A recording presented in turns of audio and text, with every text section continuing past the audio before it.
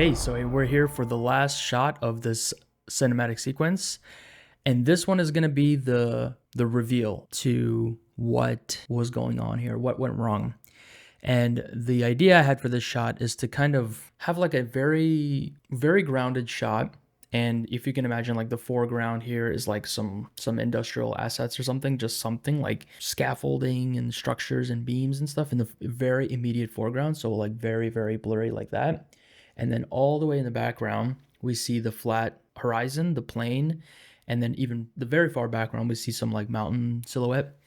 And in that negative space in between the two structures on the side, there's like a silhouette of a person holding a flamethrower, presumably. They're gonna be mostly like silhouetted, and they're about to unleash some fire onto a creature of some kind, like on the ground. So the idea is kind of like these people put up a fight, but didn't quite kill it, lost.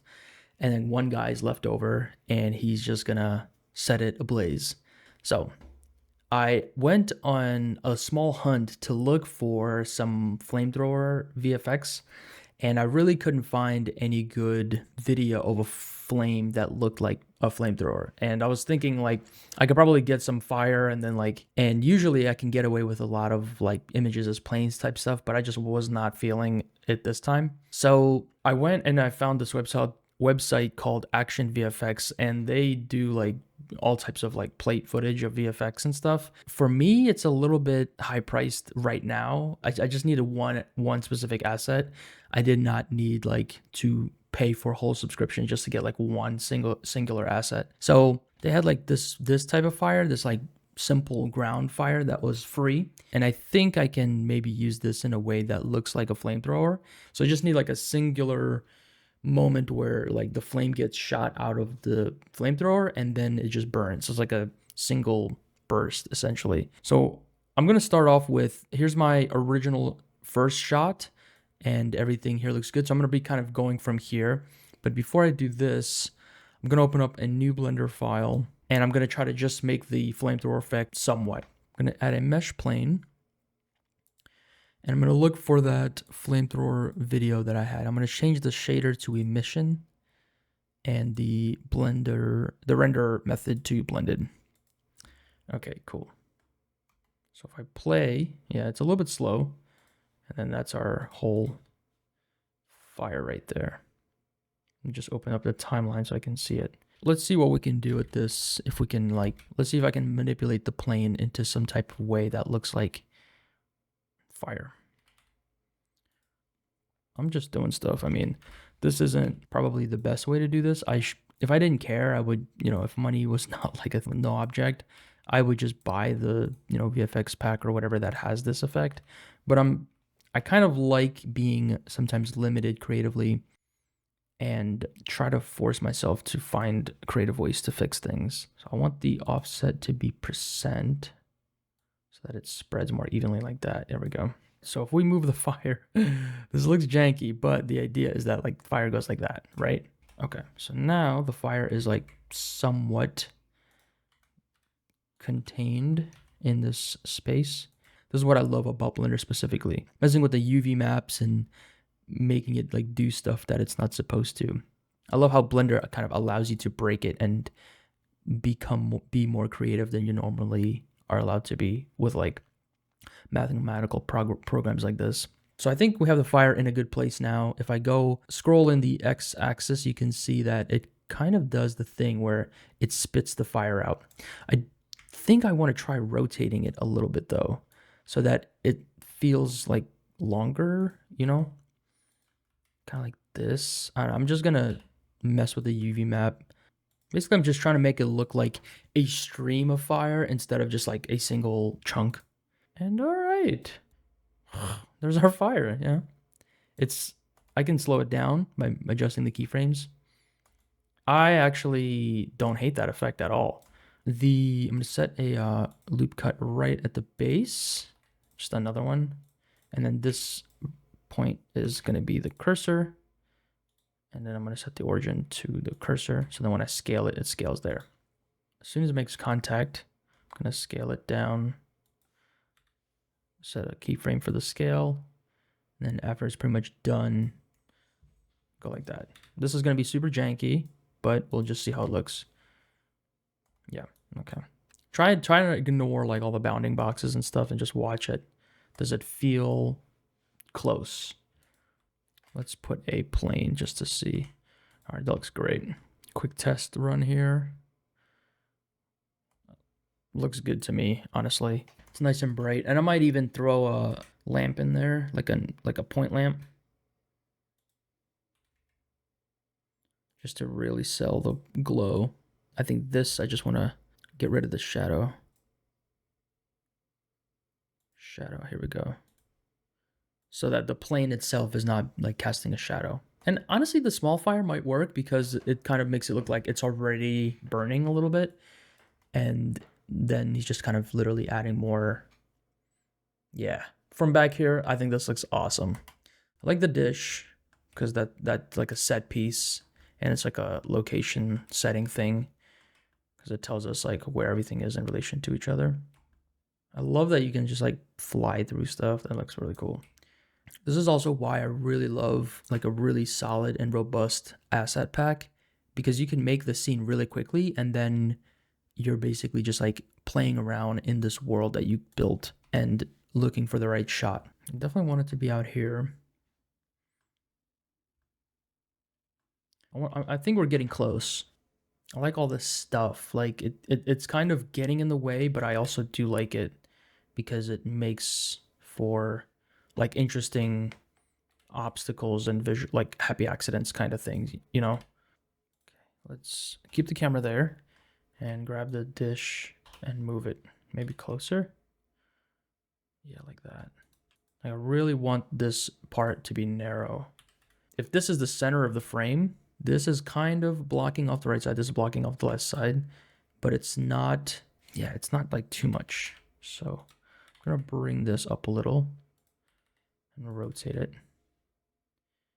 So this will be, I'm gonna move this back. This will be our further back terrain. And then this one, I'll use, just bring it closer, scale it down. Changing the terrain, that's for sure. I'm just looking for a flat angle. Just want to close that bottom part out.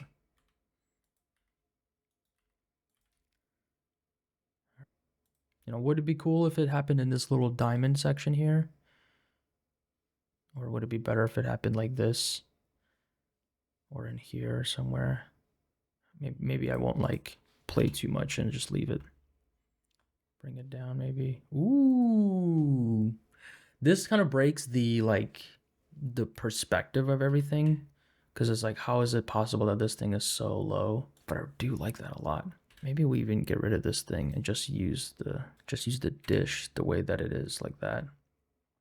So all of these like little happy accidents that you like, oh, you nudge something too far and all of a sudden it looks so much better or so much more different than what you were expecting. And I love and I hate that because that will easily make something like never ending. Maybe we go this way. I feel like something about this perspective makes it feel like the dish goes down and there's enough like foreshortening where it works. And it's just such a cool piece of architecture that gives a good balance of that like industrial complexity with the soft, smooth plains of the Arctic. I might crank the focal length to even something higher to get a closer view. Something crazy. Am I crazy? Like this feels like a slope down or something. And I like that this foreground piece and this one are kind of like parallel. So we have like a kind of a blocking, a framing at the top, a framing at the bottom. There's some architecture, some industrial stuff here, some noise. And there's like this strong pole that really like cuts off your view so you don't look that way. One thing is we definitely don't need like all of this stuff here now because the camera never sees it. So I can actually start optimizing the scene a little bit and I can hide this stuff. Yeah, we're not gonna see anything here. Volume can stay. Actually, volume does need to get moved like this. Basically, all of this stuff can go. Like almost all of this. Yeah, so I'm gonna put that into a collection, just called stuff.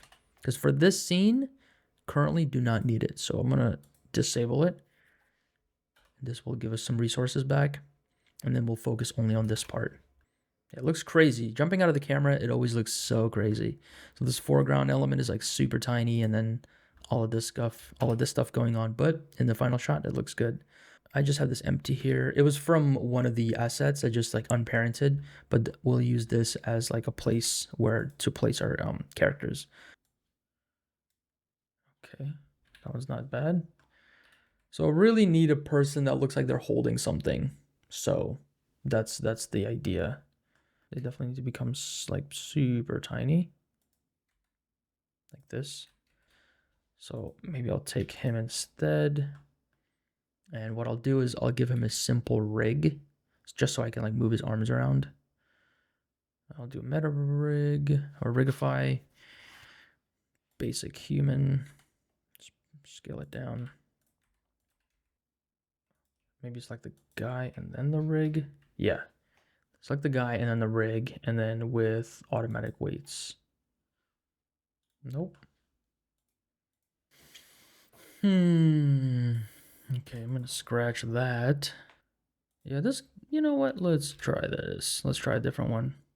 Like, there's probably a simple solution that I just like, I don't have the right thing selected, or I did something wrong, but okay, let's see now. So take the guy, take the rig, Control P, automatic weights.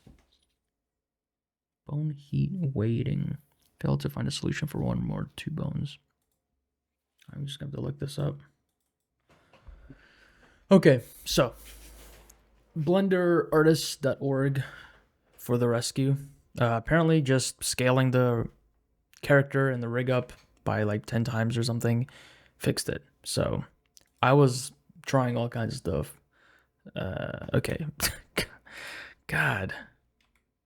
That's so weird. Like, that's such a weird solution. I don't know how anyone would ever think of that. I didn't even have to like apply the scale. It was just I had to scale it up. Okay.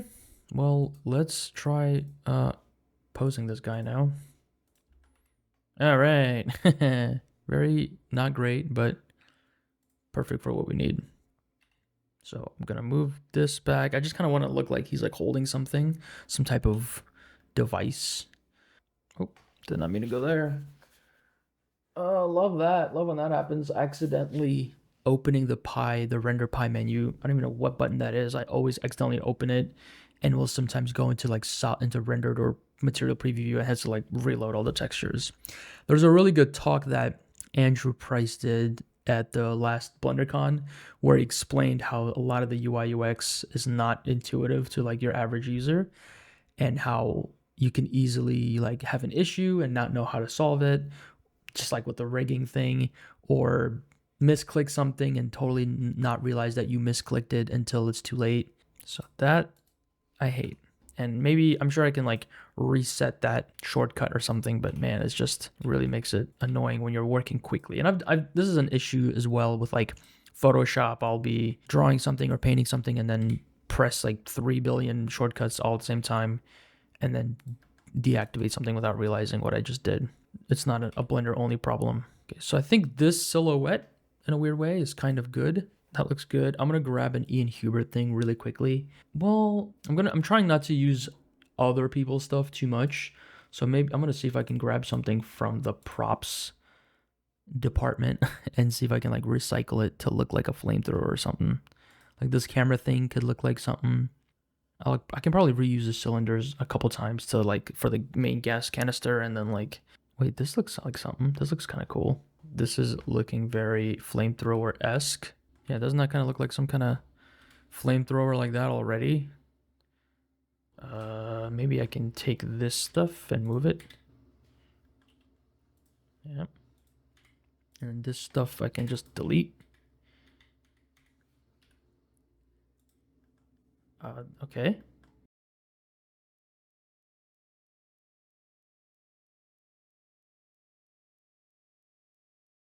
I found out through Ian Hubert, actually, if you press Alt S, it'll just like scale in all directions. And for the cables, that's actually really good because you can get like you can keep the shape of the cable, but you can like thicken it up essentially. This is looking pretty dang close. I'm gonna take this and I'll use this. So if I select these faces, press Control plus like that, and then just bring it up, shorten it. So we'll take that and we'll place that somewhere. Looks like it can be either up here. It can be either like this, which looks cool. That's kind of like classic flamethrower vibes. Or it can even go down here. This is giving me like District 9. I don't know why.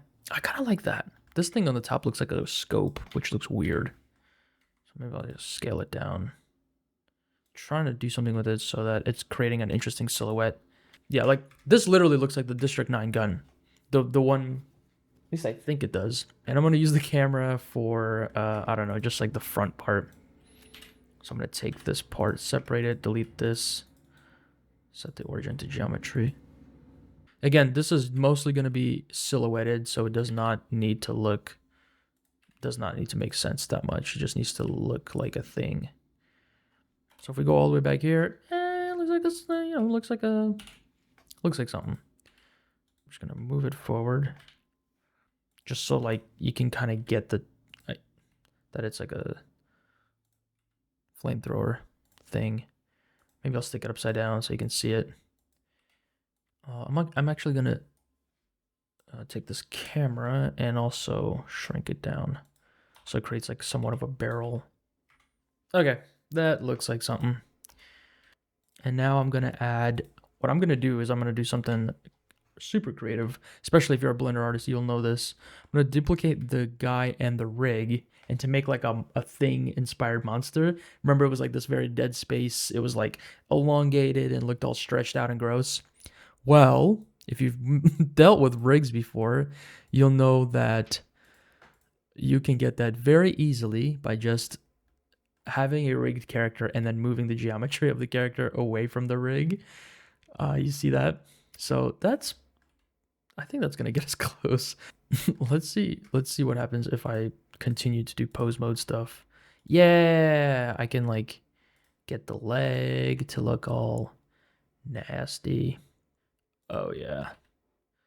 Oh, that's looking hella disgusting. Whoa, that actually looks kind of crazy. That's gonna be the sound effect too. It's gonna have this like really like ee as it gets killed, like a. Looks like he's breakdancing. Oh shit, bruh. Yeah, that looks weird. This looks like a damn Bloodborne boss. What I'll do is I'll probably just do like shape keys or something. Wasn't there a way you could in sculpt mode? What is happening? Why can't I do this? Is this not a thing anymore? Oh, pose. What? Why isn't it working? Oh, dude. This is one of the things that makes using the new tools in Blender hard. Okay, I don't know what to do. I'm just gonna give up. I don't know what to do. I'm just gonna give up. I'm giving it like a dead spider. You know, a dead spider comes together. All the parts kind of come together. And the idea is this key 1. If I increase the value, it kind of deforms into its thing. So if we look at the, god damn it, what did I press? What did I do? Like I did something and I'm lost now. Okay. Somehow the bones got hidden. I don't know why. So I'm just gonna like probably animate him like shooting the thing, like very basic. And again, like jitter a little bit. I'm gonna do an insert keyframe here and here, and I'm gonna go into to give it like that like noisiness to the graph editor. Okay, select this. Okay, yeah, select one of them. Go to modifiers, noise modifier. So you can see like it kind of shakes, but it goes up and down. I need it to eventually end up here.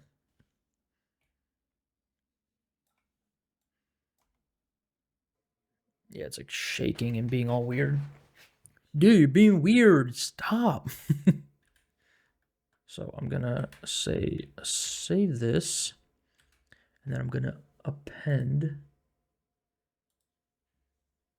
the fire VFX, append your fire, get rid of this, and all we need is these 3 elements. And we can see that that's where they animate in. All right, so let's just like place everything generally where we want it. Probably need to shrink it down like that. So it looks like we're on like 60, frame 60. Just gonna grab all this. Where's our, oh, okay, I see it got moved, that's why. So I'm gonna open this up and uncheck the XYZ location of this thing so then I can move it actually in the scene, because it keyframed everything and it keyframed even the location of it. So I'm just gonna disable it so that I can move it and it will still do the scaling up part. Gonna save again because I'm making like major changes. Okay, so a lot of this is looking good. It looks a little GTA 3, but so the fire grows before the thing, like this fire grows too soon, which means the other texture, where is it? This one, the fire will need to get shot like sooner.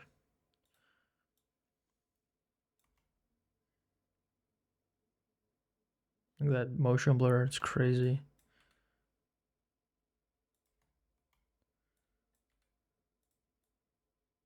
Yeah, okay. Yeah, he's like standing too upright for me, and it just kind of makes it look too stiff. So I'm gonna do some pose mode and just like bend him down even more like this. Yeah, so he looks tired.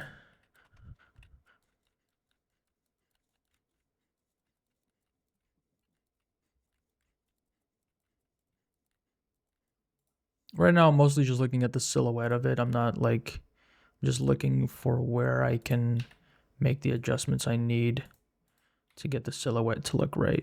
Again, trying not to focus on anything but the silhouette. This is kind of back to where we were, and I think it's better to just keep it where it was. I'm just looking as this plays what stuff is like pulsating and what isn't, and trying to make that change. So this arm needs to move.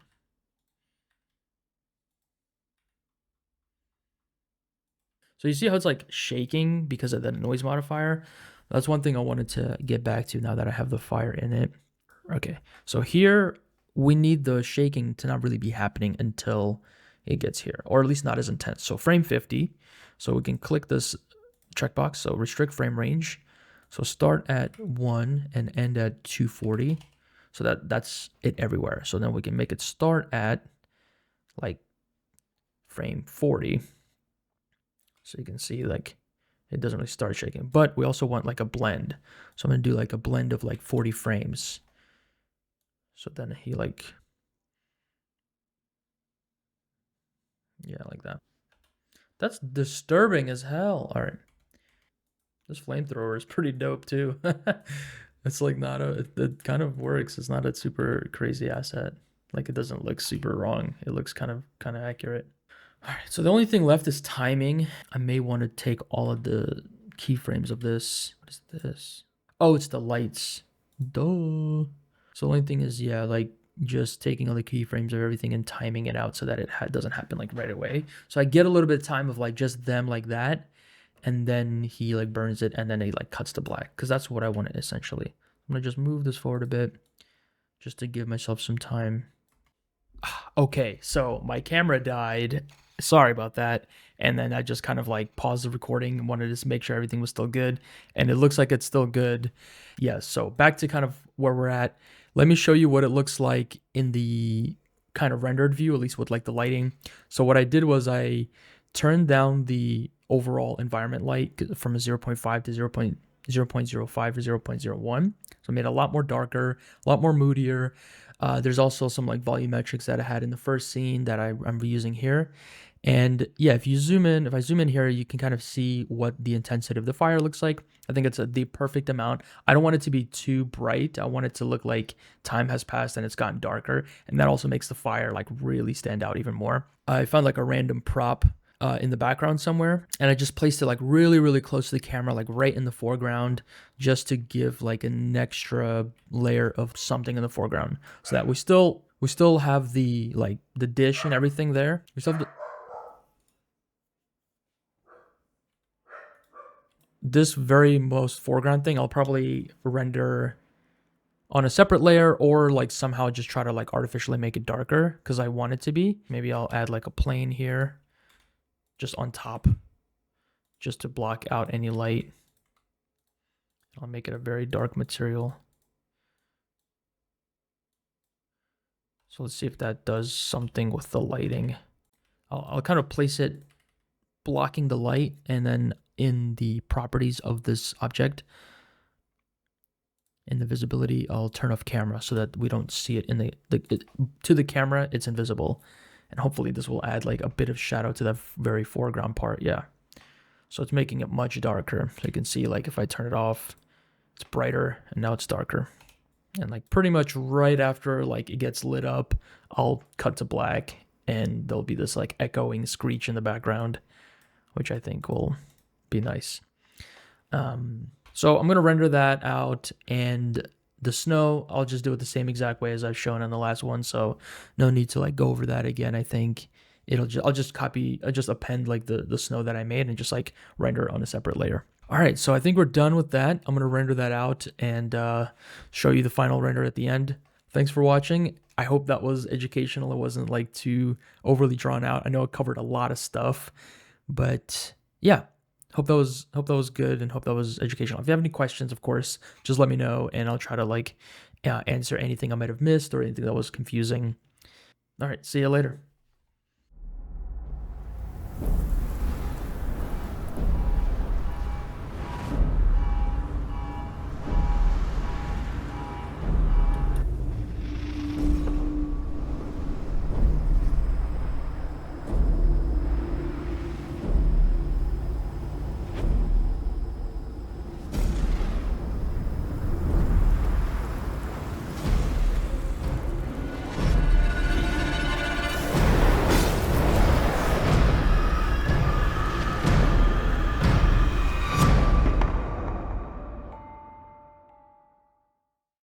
I know what you're probably thinking. Why does the final look different from where we left off, Mike? And you know, if this was an interview and you were asking me what's my biggest weakness, I would probably say that I always keep working after I stop recording. That's what happened. That's all that happened, is that I honestly, I really wasn't messing with the creature that I had made, the creature, quote unquote. That didn't look too great for me. It was just it was fun, but it wasn't what I wanted. So I went and I bought a creature. This is made by an artist that I know. It's really good. Here's what it looks like. And I just grabbed it. It was already rigged. It was honestly, it was perfect for what I needed. I remembered that this existed, and I thought, let me just spend a couple bucks and save myself the headache and make it look way better. So that's what I used at the end here. As you can see that this is the creature, how it looks in the scene. The other thing that is clearly different is the Flamethrower Effect is a barrel. It's this cone. It's not just a flat image. And it really doesn't look too different from what I made in the video, but I just made it cylindrical because it was like I wanted it to like spin and turn, and it just looked a little bit better. And again, this is all the stuff that I do, unfortunately, after I stop recording. So I don't know. I'm just gonna have to get better at recording my process. Honestly, I'm so sorry. So but yeah, those are kind of the biggest differences. Everything else, like the principle of the composition, the lighting, all that kind of stuff, is exactly the same. So just kind of like how I made the sketch in the very beginning, where I showed you the composition I was going for, the mood I was going for, and if you watch the 2 previous videos, you'll kind of see me attack different aspects of this whole animation, like the lighting and the composition and all that kind of stuff. So yeah, just wanted to kind of explain myself a little bit and explain, kind of fill in the gaps of what happened there. But yes, hopefully everything is still concise and cohesive and all the other code words. But yes, so I apologize for not for kind of like having some gaps there, but I'll just be better next time. All right, see ya.